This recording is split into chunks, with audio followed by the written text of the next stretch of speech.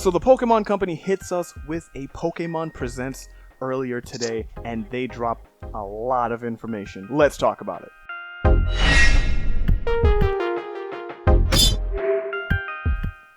Hey guys, welcome to the crew. Today we're going to be talking about Pokemon. There's a lot of Pokemon information that we got earlier today, so we're going to delve deep into it. And the reason I'm saying we're is because I'm not alone here today. I've got my friends Sarah and Kenyatta, and we're just going to talk about the highlights, the things that we really resonated with for this Pokemon presentation. But before we even get to that, let's just do a quick overview of what was in that presentation to begin with. So, we heard about Pokemon Smile, a new game for brushing your teeth with Pokemon. Fun, interesting. Next, Pokemon Cafe Mix, which is an interesting looking game. Then, big one right here for me at least. I'm pretty sure my two guests here will agree. But Pokemon Snap. New Pokemon Snap is coming to the Switch. We also got some Pokemon Go information, such as the Pokemon Go Fest is going to be held digitally. We're getting some new content to Pokemon Go in the form of Galarian Farfetch, for example, as well as some new clothing items and Mega Evolutions. We also got information on the Isle of Armor DLC, which is here today. Feel free to pick that up if you wish. Along with the Zeraora Max raid battles that will be taking place from today till the 28th of this month, June. And they also let us know that there is more Pokemon information to come next week. So guys, let's get talking. Sarah, you first. You're new to the channel, new to the crew, so I want to hear your impressions of today's Pokemon Presents. What were you feeling? Yes. Well, I was feeling really excited for everything that came up. For a person that is a mother with a 2-year-old, it's like pulling teeth to get her to brush her teeth. That's really exciting for me to be able to introduce my daughter to the world of Pokemon myself. Also, as much as the Pokemon Cafe game could be just another mobile game, I'm really excited for my mother who loves Candy Crush to try to get into this game and possibly into the world of Pokemon. I consider this whole direct just a really smart move for them. And then releasing of Pokemon Snap is probably the biggest thing we have been waiting for 20 years, and I'm super excited about this one, and I'm ready for the storyline that they have to offer. So, Ken, what are you feeling? First off, let me say that Isle of Armor bringing back Scizor, I'm about it. I like Scyther and Scizor, but Scizor has been my queen for every generation. In terms of Pokemon Snap, that is the other thing about which I am hyped, because I have never played Pokemon Snap. My first introduction to it was one time when I was in a hotel room, and that was one of the games you could buy on TV many years ago. Then I found out today that it is a 20-year-old game, but with the updated graphics and the plethora of Pokemon added to Snap, I am glad to get a chance to play it. I'm really excited to see how the storyline, or where this storyline will go, because in the original Pokemon Snap, it was helping Professor Oak figure out new things about Pokemon, certain behaviors, and he graded your photos, which had a very weird algorithm, but you kind of worked through it, and I really want to know what they're going to do with that, what Pokemon we will see, and who will be the lucky unlockable at the end of the game. Yeah, that's definitely going to be interesting to see for sure. And you know what? I quickly want to just talk about like the trailer itself. It looked so clean, so pretty. And my initial feelings on the trailer was when I saw it, like the instant I see like this wide open range, some Pokemon, immediately my mind went to Pokemon Snap. This is it. This has to be it. And lo and behold, yes, it was. And I gotta say, wave of nostalgia washed over me. I'm just gonna say right now that I'm glad I don't do reaction videos, because oh boy, you would have watched me cry. But point is, I love the fact that they're bringing this game to the Switch. New Pokemon Snap. I'm so ready to play it. So ready. The thing that I loved about the trailer is that you got to see a lot of the nostalgic elements that they did not throw away, between the vehicle that you use to the tracks that you are on as you go through this world of beautiful photographic moments of Pokemon, and I'm really happy to see that they kept a lot of elements, but also implemented new Pokemon, and I guarantee we're going to see more new things that are really exciting. I just cannot wait. But something that's actually here today, we have the Isle of Armor DLC for Pokemon Sword and Shield. Unfortunately, I personally am not going to be able to buy it today. I'll maybe get it later this week or maybe next week based on what happens. But I'm ready to play. It seems like it's going to be fun. It's going to be interesting. I don't know all of the Pokemon that are in there yet. I haven't looked it up. And I'm just ready for that surprise. But how are you guys feeling about the DLC? I have some experience with DLC. I have not played the main story yet. I'm busy trying to grab a Sharpedo because there is this thing that has been theorized all throughout the internet regarding the water type move tutor move, and it was correct, and unfortunately, Jellicent does not learn it. But for those of you who know what I'm talking about, it is true. Our suspicions were confirmed, and it is there. And I'm trying to get a water type that can learn it, because that is definitely my style of play. So for the ones who don't know what you're talking about, what are you talking about? So they introduced a move named Flip Turn, and everyone kept saying it is the water type U-turn. No, I haven't come across a single person who has said, no, this is a water type something else. I'm like, no. Everyone agreed this was a water type U-turn. There was even talk of the I believe it's the French name of this move, which was au revoir, which of course again implies water type U-turn. It is a 60 base power move, and Sharpedo can learn it, but sadly Jellicent cannot.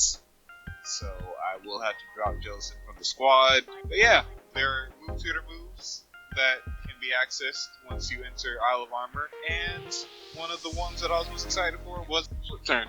Sounds like a pretty cool move. So, Sarah, in regards to the DLC, what are you most looking forward to? Well, this new water type move for sure. I'm hoping this takes Dracovish off of the OP levels of the Galarian game. I'm really excited to see not only the beautiful island that it offers, but the new storyline. I'm really excited to get my own Kubfu. I love the design of this little guy, and he seems to be really, really awesome, and I'm really excited to just explore the game that I just recently dropped for Animal Crossing. I'm also really excited for the Zeraora event. I want to really put this out there.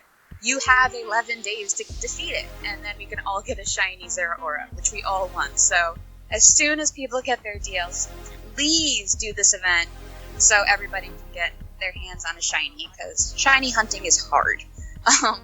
But I'm just really excited to go back, and I really love the moves they did where it's not a full separate game anymore. It's just an add-on. And that means you can keep your squad, and you can add on to that, and not have to play the game all over again. Which is pretty nice, honestly. And my takeaway from the DLC, what I'm more hyped about, I think would be the Pokemon, honestly. Because there's so many Pokemon that haven't been in the game yet, that they are, of course, adding. And I'm hoping one of them, and Kenyatta, I'm pretty sure you know where I'm going with this, I'm hoping that one of them is number 327. You know. Spinda, that's right. So I want Spinda in the game so badly. Spinda's my favorite Pokemon, and I've said this numerous times, and anyone who's ever watched an episode of The Crew knows that this is a fact.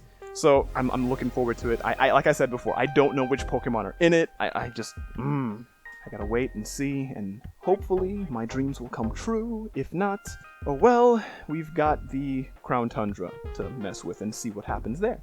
Along with Pokemon Sword and Shield content, we also got another Pokemon game that is coming to the Switch, Pokemon Cafe Mix. What are you guys feeling about Pokemon Cafe Mix? So I can see this being really good for many reasons. I know that people are like, oh, it's another mobile game, it's another Candy Crush. But I do love the way that the game is played. It's kind of like this little circle thing where you circle your finger over the screen. I'm not sure exactly how it works, but I love the idea. And as cat cafes become more popular all around the world, a Pokemon Cafe seems not too far off for me, so I'm really excited to see what people do with this game. I also want my mom to get her hands on it. She's on level 600 of Candy Crush, which is too far. That is too much. She needs a new game. I haven't played Candy Crush myself, but I'm just going to assume that that is some next level stuff. I have never played that game, but for some reason she is obsessed.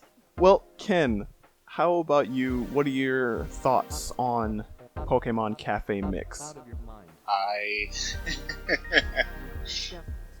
Surprisingly, that was one of my lowest rated games. However, I felt that it was probably the closest thing to Animal Crossing that we would get, because you get to evolve your cafe, and this is actually kind of reminiscent of in Generation 5 with the main series games with Black and White, and I think it was actually Black and White 2, where you created this sort of mall and you got to add to it.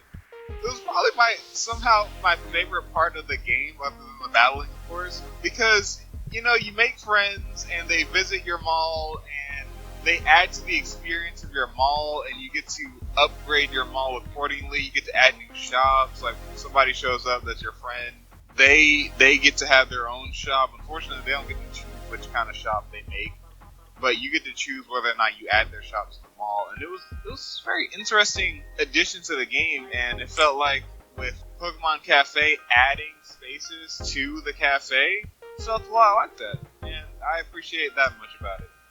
So, me personally, when it comes to Pokemon Cafe Mix, I'm not really excited about it, to be honest. It seems like a cool kind of game, you know, for people who really like that kind of thing.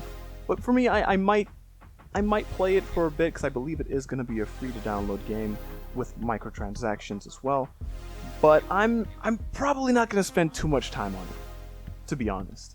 I don't see any of us spending too much time on it, as we just got the DLC going and Pokemon Snap. But I can see where this game is a definite draw to people who love mobile games, and it's too cute not to want to try. At least for me, I can see the appeal.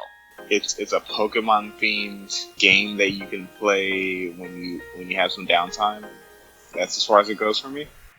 Yeah, and I think, just like Sarah said, like, for the people who find that appealing, like, they'll most likely enjoy it. So there's some more content that came from this Pokemon Presents, specifically about Pokemon Go. I don't really play Pokemon Go that much anymore, honestly. Not because it's not fun, but because I just don't have time, and also social distancing and quarantine.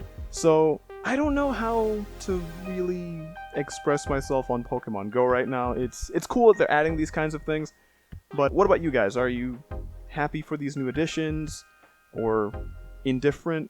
At this point, I'm a little indifferent. I haven't played Pokemon Go all that much, although I do have a lot of friends that do, and they do all these types of raids. And I remember my sister telling me that the biggest downfall of quarantine is Pokemon raids. And I'm just really excited that not only are they making it accessible from your home, they're also bringing Galar Pokemon to the game. Galarian Farfetch'd will be spawning everywhere. I don't know exactly how they evolve in the game, but hopefully it's not as tedious as it is in Sword and Shield, because that took me hours. Oh my goodness. Alright, so I have a mixed opinion on this. I have an indifference to the game because I don't play it myself. However, I do follow a Pokemon podcast where they play Pokemon Go, and they have been praising the steps that Niantic and the Pokemon Company have been taking to accommodate everyone who's been affected by having to isolate themselves with the current situation of the world. And this Go Fest, I think it's called. Yeah, Pokemon Go Fest. Being online sounds like, once again, another step in the right direction. Oh yeah, I totally agree. I'm indifferent as a non-Pokemon Go player, but as someone from the outside looking at Pokemon, caring about their community and their fan base, I appreciate it. Yeah, I can definitely agree with that, because having more content for a game that's been out for so long is always a plus, because it keeps people interested in it and it keeps them playing, and it's a really great thing that they're doing with it. And the fact that you mentioned the Pokemon Go Fest being digital now, it shows that they're not tone deaf, and they're keeping in mind that people can't really go places, maybe something digital would be the best option. So we didn't really talk much about Pokemon Smile, and I want to hear Sarah's perspective on this, because Sarah, I know you have a little one, and I'm sure Pokemon no. Smile would be something that perhaps she would like. So what are you thinking about Pokemon Smile? I find this game very, very alluring. I have a 2-year-old. She is a wild child, and I want to introduce her to Pokemon so she loves it just as much as I do. While also apparently promoting oral hygiene, because getting her to brush her teeth is like pulling them. There's no way around it. So this might be the answer to 2 prayers, not just getting her into Pokemon, but also saving some money at the dentist. I'm really, really just happy that they thought about this and they want to help Pokemon parents do this. Yeah, it's a really cool addition to like the Pokemon spin-off things, and it seems like a lot of people are gonna get a nice benefit from having this game in their house. So, Kenyatta, what about you? Pokemon Smile. First off, I like Pokemon Smile more than I like Pokemon Cafe. I am not a parent. However, Pokemon has made a point somewhat about appealing to people who are older than children, and when they introduce stuff like Pokemon Smile, it's a reminder that they haven't forgotten about pandering to children, because you gotta grow up with Pokemon to love it as much as you do. And what better way to do so than to be brushing your teeth and fighting off bad Pokemon? I really don't understand the entire concept, but I do like the concept.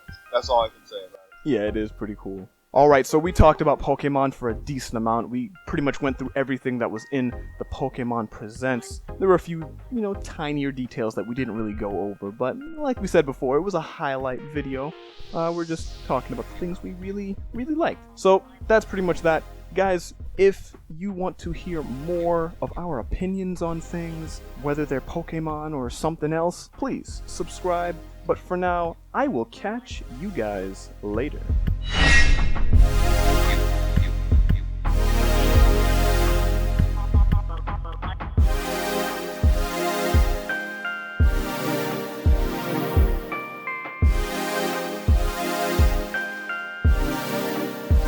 Step out of your mind.